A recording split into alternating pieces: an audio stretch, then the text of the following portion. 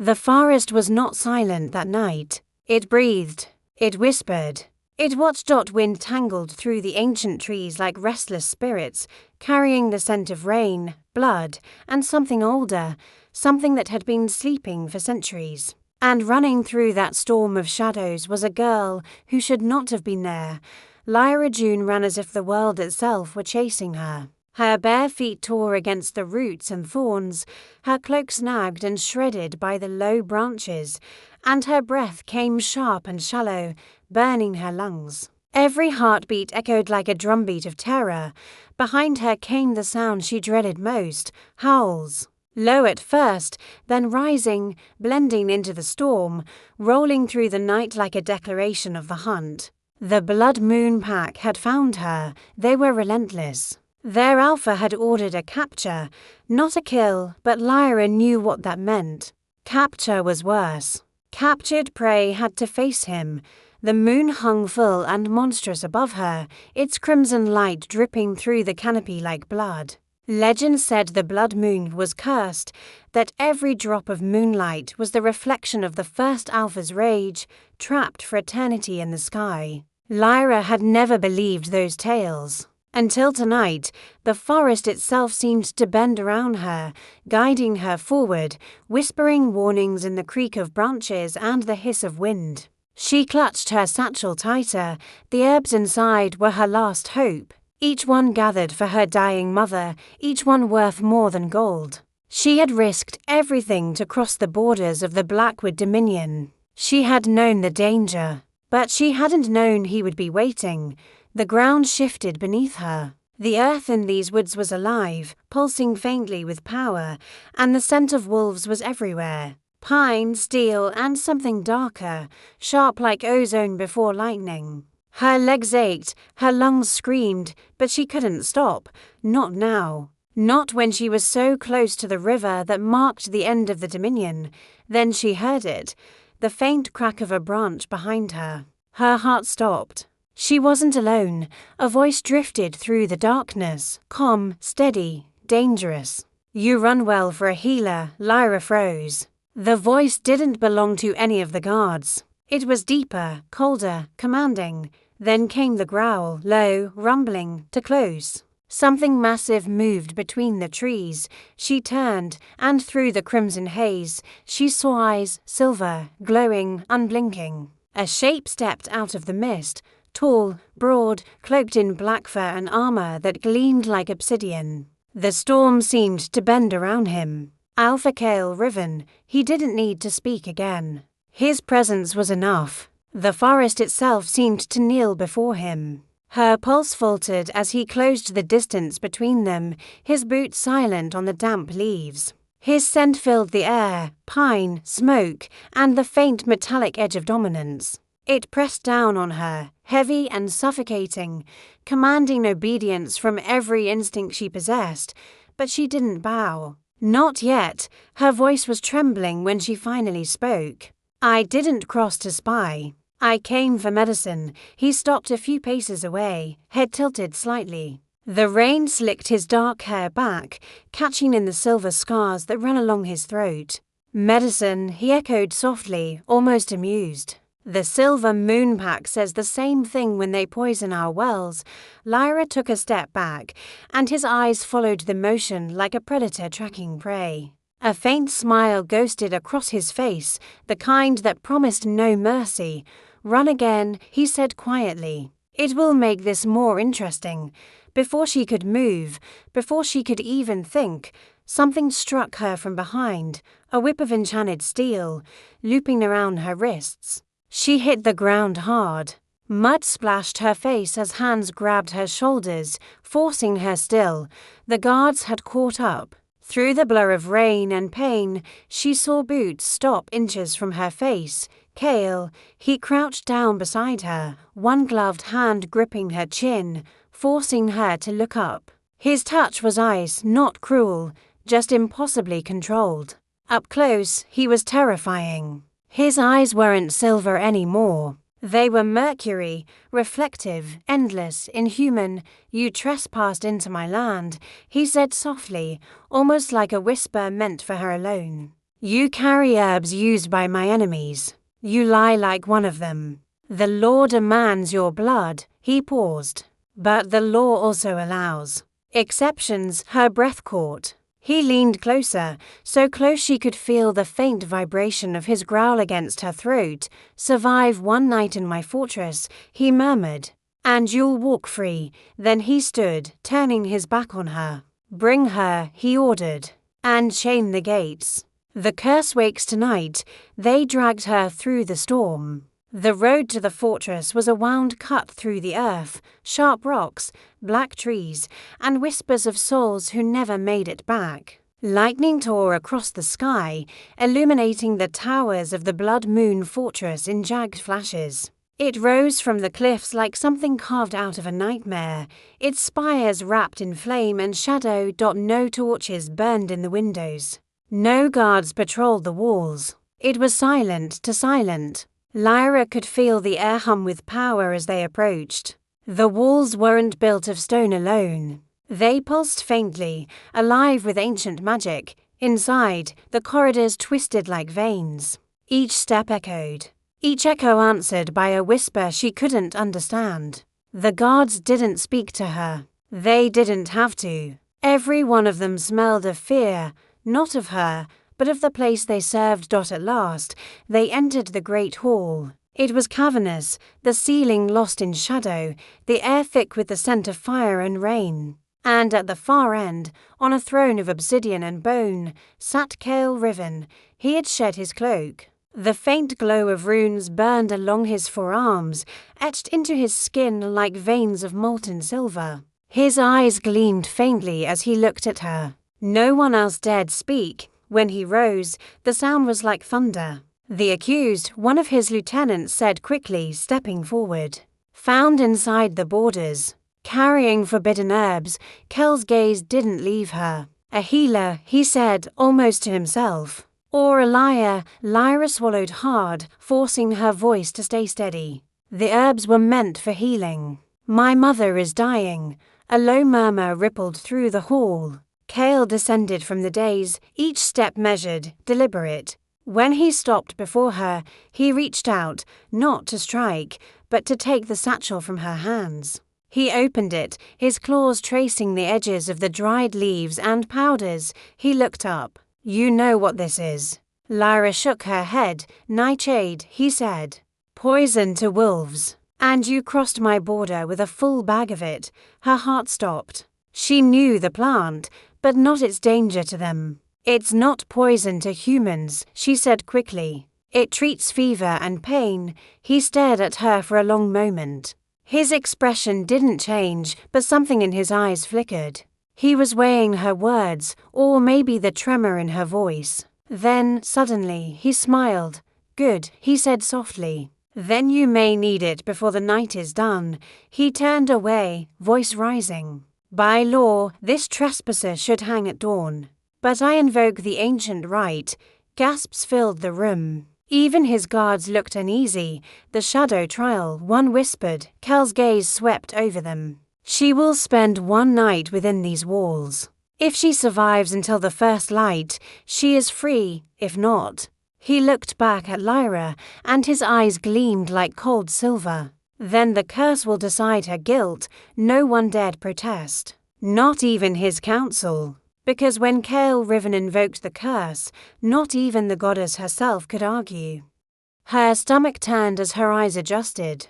The moonstones were smoky, as if fogged from inside by old breath. In their clouded centers lay dark flecks, not dirt. He stepped to the far side of the pedestal and did not touch the collar. He looked at it with a familiarity that held loathing under it like a second pulse. The runes along his forearms answered the thing's presence with a glow that did not quite become pain. Lyra took an air and held it until her chest hurt, because the urge to speak was strong and stupid, and speaking would break whatever thread held him quiet instead of shattering the room outside. The wind shifted. The keep heard. Something else heard too. The first scream came from somewhere low, a place made for cells or storage or both. It was short, a single bright wire of sound cut cleanly at the root. Lyra's heart folded in on itself. The Alpha's head lifted. The runes climbed. The second scream did not happen. It failed to happen in a way that made the skin along her arms pebble. Sound tried to rise and the keep ate it. He moved then, past her and through the doorway, and she ran to keep his shadow. The corridor beyond bent left, then right, then wrong. He did not hesitate. He did not sniff the air like a hunter, because he did not need to. The keep lit tiny embers along the floor a breath ahead of his footfalls. For him, it remembered the map. They came down into heat that could have drawn sweat out of stone. The walls were wet and the wet was warm. The torch brackets held nothing but stains. When the next door opened, not to the side but up, like a jaw hinged in the floor, the breath beneath the keep seemed to turn its head to look. Cells, 5 on a side. Bars thick enough to stop a charging bull, locks as big as a man's hand. The first 4 were empty and clean in the cruel way that says no one who stayed long stayed alive. The 5th held absence. Not air, not shadow. A wrongness that was not a thing yet, but would be if you named it. The guard slumped in front of that last cell had been a man an hour ago. His throat was a smile cut to wide. The blood had dried where it fell. There was no smear, no drag. His eyes stared at a nothing only he could see and was surprised by it. Heat rose and something rose with it, a scent to sweet, rotting fruit left to soften in the sun. Lyra did not step back. Sometimes a healer has to look. She knelt. The wound was clean in the way a butcher's is clean, a single motion from a hand that knew how deep throats go. Not claws, a blade. A small one, curved. The kind made for gutting things that do not run fast. She said nothing. Saying it aloud would make it true in the wrong way. He did not tell her to leave it. He did not tell her not to touch. He watched the cell that held absence, and his eyes were wolf now, even in the shape of a man. On the far wall, something had been written with blood and then licked away. Only the pressure marks remained, dark as bruises. Not letters. Tally marks. For crossed cleanly. A 5th begun and left. Accounting broken by interruption. They were not alone. The corridor behind them hummed. No, not a sound. A feeling of motion when nothing moved. The keep narrowed its throat. The way out would not be the way they had come. He took her shoulder and pulled her to her feet. His hand was careful. His grip said, I am stronger than I seem and I am trying not to be. He turned and the keep offered a new path. A thin, low passage that would let him through if he bowed, that would scrape Lyra's shoulder if she breathed too deeply. The heat shifted. The heartbeat rose. The wrong rhythm became a chant. They came out into a landing above the great hall and the sight struck like cold water. The basin's surface was no longer smooth. It heaved as if something turned in its sleep below. Runes along the rim spat sparks into the air that rose and did not fall, held mid-flight like insects trapped in amber. The mosaic wolves on the floor had shapes again, heads lifting, ears pricked. Eyes set not in stone but in time. The fortress was remembering itself, there along the base of the throne. In the place where kings set their wait and wait for judgment, a seam Lyra had not seen before because it had not existed. Stone slid soundlessly. A square of blackness opened and breathed white cold up into the heat. The Alpha did not hesitate. He went down. The steps were narrow and steep and slick. Lyra counted them because numbers keep fear in a smaller box. 12 to the first turn. 9 to the next. 13 after that, because there is always a cruelty hidden in fairness. The bottom was not bottom. It was a platform over a shaft that went deeper than the keep should go. On the platform lay a circle of carved bone set into the stone. The vision from the basin's heart made solid at last. Its surface was smooth with the kind of smooth that comes from countless hands. Around it, the floor was scored by claws that had been careful and by claws that had not. The bone was engraved, not with runes, with bites. A story told by something that could not write any other way. She knelt and put her palm to it. Cold climbed her arm like water. It should have hurt. It did not.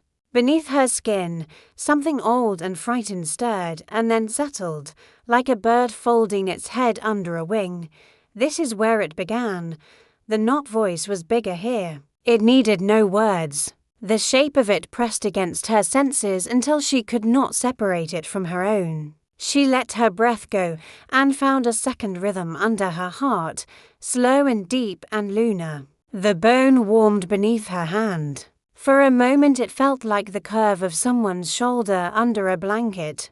Then it was only bone again. She stood, and the Alpha stepped into the circle, boots on moon white, shadow on shadow. The runes along his forearms shone with a sickroom sheen. The silver climbed his throat. His breath grew shallow, because the body keeps a tally of how much pain it can pretend not to feel. He held, the circle held. The keep held them both and would not choose. A sound like a blade leaving a sheath came from above. Not metal, stone. The corridor they had taken to come down folded itself closed. The platform shook once like an animal shaking water from its coat and went still. The keep had decided. Heat rose fast, all at once and then in waves. Soot fell from the beams like black snow. Lyra's skin prickled in the place where the brand of fear lives and profits. The Alpha swayed and caught himself with a small snarl meant for no one. The silver at his throat reached his jaw and brightened. He is losing ground. She moved without asking and stood in front of him, because lines of defense are sometimes made of bodies. She reached for his wrist before she could remember all the reasons not to. His skin beneath her fingers was fever and iron. The runes flashed, and then, impossibly, softened under her touch the way a chord tuned correctly stops grating and becomes sound. The fortress felt it. The heartbeat shifted, not to right, but almost. The wrongness uncoiled by the distance of a breath. The bowl above them eased a fraction. The scorched taste in the air lessened. For a handful of heartbeats it was bearable. Then the whisper came, soft as dry leaves moving in a room with no wind. Not healer, key. They took her to a chamber high above the fortress, small, circular, with iron bars on the single window. No fire burned inside, yet the air was warm, as if the stones themselves held heat. The guards chained her wrists to the wall and left without a word. When the door slammed shut, silence swallowed her whole. Lyra sank against the cold stone, her mind racing. The curse. She'd heard the stories. That the Bloodmoon Alpha was not fully man, not fully wolf. That his beast was bound by fire and madness, only held back by chains of silver forged in the moon's heart. No one who had spent a night in his fortress had ever walked out alive. She closed her eyes, trying to steady her breathing. The scent of rain still lingered on her skin, but beneath it was another scent, musk. Smoke, power, she could feel it everywhere in this place, like a heartbeat in the walls. Like the air itself was alive with his presence, and then she heard it. The faint scrape of claws against stone. Her eyes flew open. The door hadn't moved. The chains on her wrists were still tight. But something was in the room with her. A shadow moved along the far wall, long, slender, inhuman. The sound came again, closer. Lyra held her breath, every muscle trembling. Then the shadows parted, and he stepped through. Kael. No guards. No armor, no chains. Just him, barefoot, shirtless, his chest marked with the silver burn of a curse that seemed to glow from within. His eyes weren't human anymore. They blazed with molten silver, and the air around him shimmered with heat. She pressed back against the wall, heart hammering. He tilted his head slightly, studying her. The fortress wakes, he said quietly. It smells your fear. What do you want from me? His expression was unreadable. I want to see if the goddess sent me a healer, or another ghost to burn. He moved closer, and the shadows crawled toward her like living things. The heat was suffocating now, pulsing in time with his heartbeat. For a moment, she thought she saw something in his gaze, pain, maybe, or sorrow, before it vanished. replaced by the cold indifference of a king used to death. "You shouldn't have come here," he whispered. And then, softer, "But maybe you were meant to." The light flickered. The chains trembled. And outside, the blood moon howled, long, low, and full of hunger. Lyra Dune was no longer a prisoner. She was a part of the curse. Night settled over the blood moon cliffs like a bruise. The storm broke and crawled away across the far peaks, leaving the world washed and raw, the sky split by slow veins of dying lightning. In the clean silence that followed, the fortress began to breathe. It started as a pulse beneath the stones, a slow, subterranean drumbeat that seemed to throb through the floors, the walls, the iron bars of the window. Lyra felt it in her wrists, where the chains beat skin, felt it in her teeth, felt it in the soft place just beneath her ribs where fear lives and never sleeps. The air warmed by degrees. The torch in the corridor did not burn. It smoldered, refusing a flame. Something older than fire waited between the heartbeats of the keep. She had known old places. She had slept in ruins that ate sound and drank moonlight. She had stood inside rings of stones where larks would not sing. But she had never felt a building that listened back. Every breath she took came back to her, changed. Every prayer she swallowed tasted of iron. Across the room, the door handle turned and stopped without a click. Footsteps did not follow. Instead, the shadows bent, drawn toward the threshold. The seam between door and frame thinned like skin stretched over bone. Heat crawled along the wood grain, a slow, glowing vein. "The curse is awake."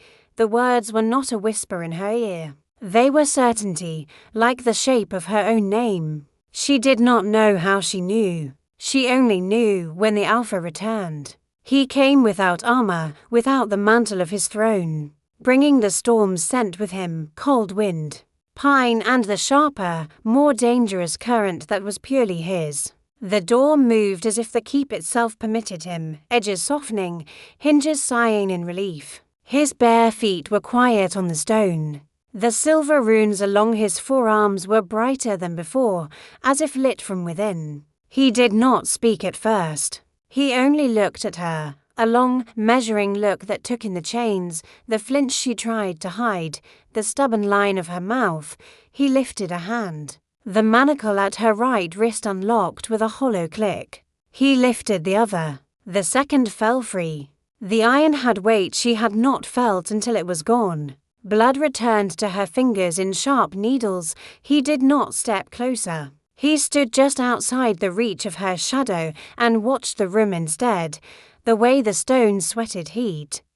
The way the ceiling's arch held something in its curve that was not darkness but the thought of it. When he spoke, his voice was quieter than the storm had been, but the keep seemed to hear it and lean closer. "This place does not love me."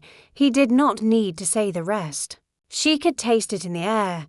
The old bond between a king and a crown and the house that outlives them both had been broken and mended badly, like a bone set crooked.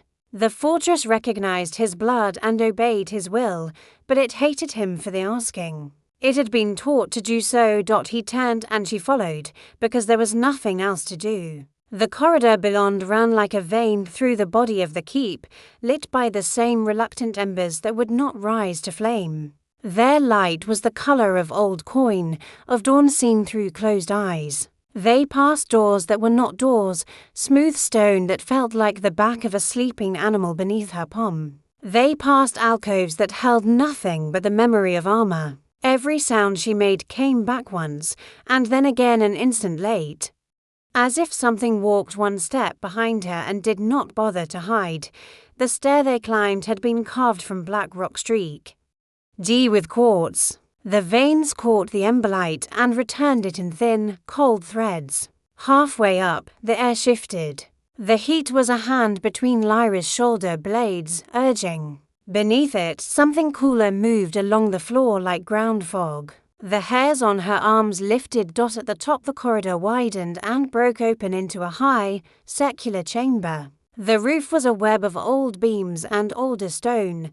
the floor a mosaic of wolves and moons long worn to smudges by centuries of boots. At the center stood a bowl of black glass as wide across as a wagon, sunk waist deep into the floor. It was full, but not with water. The surface did not shine. It absorbed light and gave back a slow, red breathing. It was the heart of the keep, and it was awake. The Alpha stopped at the rim. Lyra stopped 3 paces behind him and left space, because something in her bones told her the difference between respect and survival. Heat climbed from the bowl not as a wash, but as a presence, dense and steady, the way the sun feels behind your eyelids when you face it too long. Runes circled the stone lip, old moon silver hammered into scratches by hands that would never be named. Then burned and ray-burned until the metal itself remembered pain. The breath beneath the keep took another beat.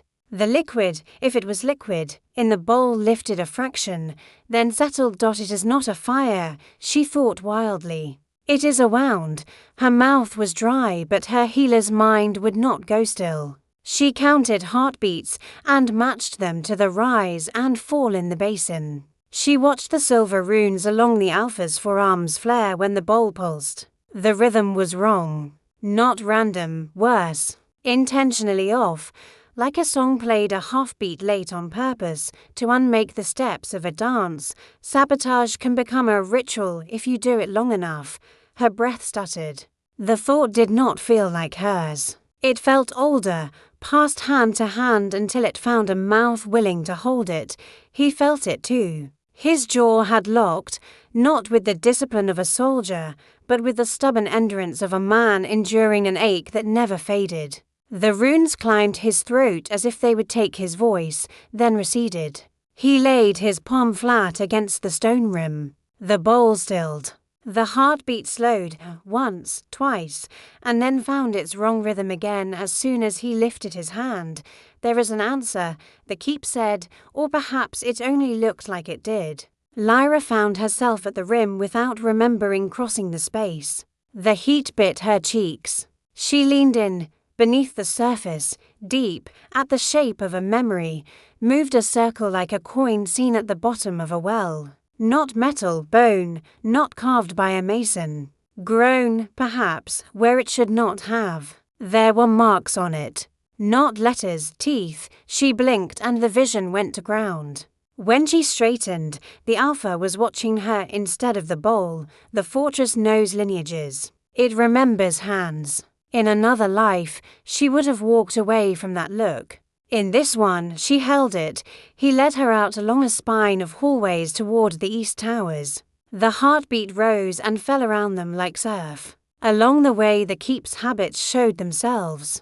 A doorway narrowed as they approached, and then widened for him at the last instant, like a sullen dog that yields but makes you feel it. A flight of steps shortened, offering him a step that did not exist when she tested it. A candle guttered and then flared when his shadow touched it. The hatred and the obedience was a taste in the air. Like old vinegar. They came at last to a chamber that did not pretend warmth. The bricks were grey where the rest of the keep ran red.